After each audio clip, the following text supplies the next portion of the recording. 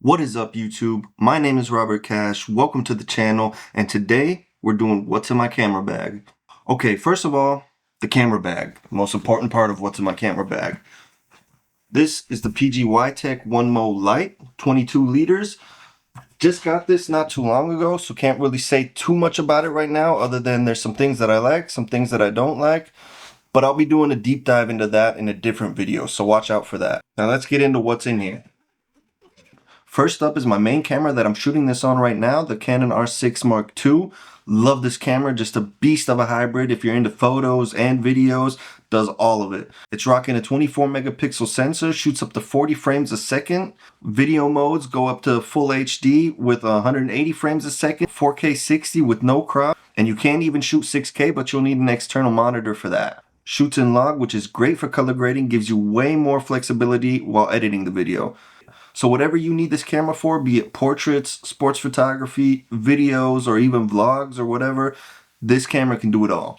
For my second camera, I'm using the Canon EOS RP. Just a great entry-level full-frame mirrorless camera. You can't really beat it. I think I paid about $1,000 for it with the kit lens back then. This one's rocking a 26 megapixel sensor, can shoot up to 5 frames a second in burst mode, shoots 1080p up to 60 frames a second, and it shoots 4K to 24 frames a second, but it does have a slight crop on it, so keep that in mind. This is more of my photo first camera. I don't really use it for videos, although you can use it for videos. For my lenses, my first one is on the camera right now. It's the RF 24-105. It's just a kit lens that came with the RP. I've been meaning to upgrade it this whole time. Haven't got around to it yet, but I might this year.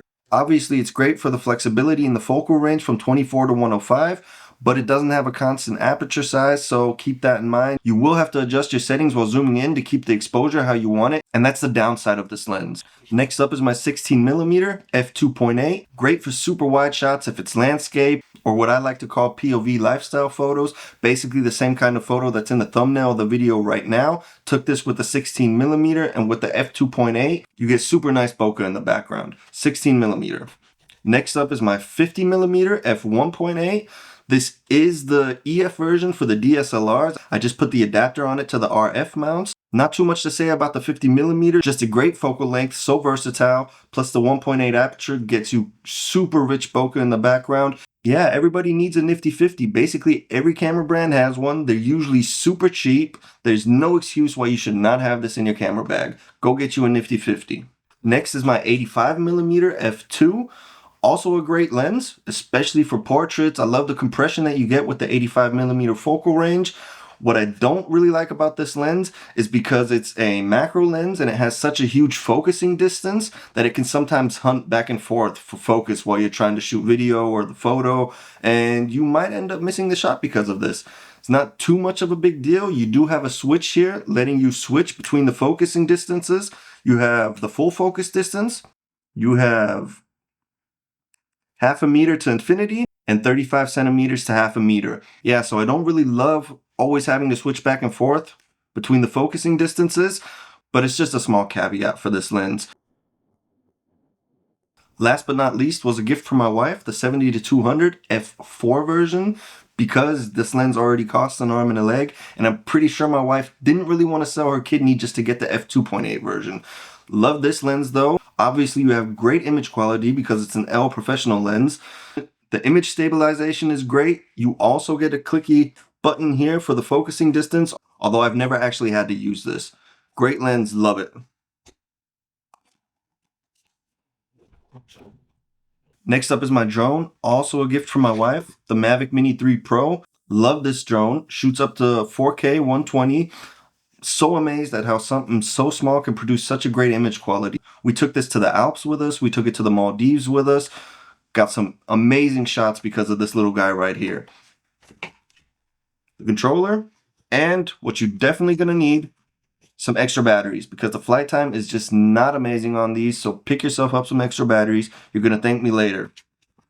Now the next thing is a weird one for me. It's my GoPro Hero 10 Black. Just action cams in general are weird for me because I feel like I need one in my camera bag, but I don't really have a whole lot of use for it. I've owned this thing for 4 years now, and in those 4 years, I've used it once in Mexico for a super short time while we were swimming in a cenote, and once last year in the Maldives while I went snorkeling. So I did get my use out of it, but in 4 years, only using it once, not too sure if I'm ever going to pick up another action camera or not. But let me know in the comments what you think about action cameras. Do you use them? Do you not use them? Do you have one and it just collects dust? Let me know. That was it for all the obvious equipment. Now let's get into some of the more less obvious equipment. And I'm just going to rattle these off pretty fast because most of them are just cheap alternatives that you can get off Amazon for pretty cheap. First up is a little carrying case for my SD cards. It holds the full-size SD cards and the micro SD cards.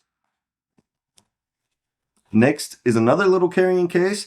These are just ND filters, polarizer filters for my drone. They really come in handy, especially when you're shooting in direct sunlight. You're gonna need these. Pick yourself some up. Next up is just a small multi-tool that just sits in my bag. I use it for cages, quick release plates, top handles, stuff like that. Always useful. Just keep one in your bag. Then I have a dust blower. Not too much to say about this. Definitely need one of these too. Blow the dust off your sensors, blow the dust off your lenses. When we were in the Canaries a couple years ago, there was a day when it just started raining and pouring, but the locals actually told us that it's not rain. It's Sahara sand that comes over the ocean and just falls down like it's rain. And on that day, I don't think I need to tell you, there was just dust and sand everywhere. We couldn't even walk around without having like handkerchiefs and bandanas around our face. Otherwise, we were just getting whipped with sand in the face. It's pretty painful if you haven't experienced it yet. But this thing saved my life on that day. I don't even want to imagine what my sensor or what my lenses would have looked like if I didn't have this with me. Next is just a little pouch that holds all my filters. Right now I got a CPL and a ND filter in here. Holds some microfiber cloths in here. And I keep my step up rings or step down rings in here. Usually I'll have a couple other cables in here if I'm traveling, like my adapter from SD cards to USB-C for my iPad. If I want to pull all my photos onto my iPad and start editing in the hotel, or I'll have cables for my battery chargers and stuff, I'll put that all in here. Okay, that's pretty much it. That's all I keep in my camera bag. Obviously, I have a couple things that don't live in my camera bag. I just bring them with me if I need them. That's stuff like my tripod, my gimbal, my Gorilla Pod, my iPad, my MacBook, and a water bottle. But other than that, that's all I got in my camera bag. Let me know in the comments if you think I'm missing something, if I need to adjust something, or if I need to add something to this kit. Other than that, hit the like button, subscribe. Thank you for watching the video, and I'll see you next time.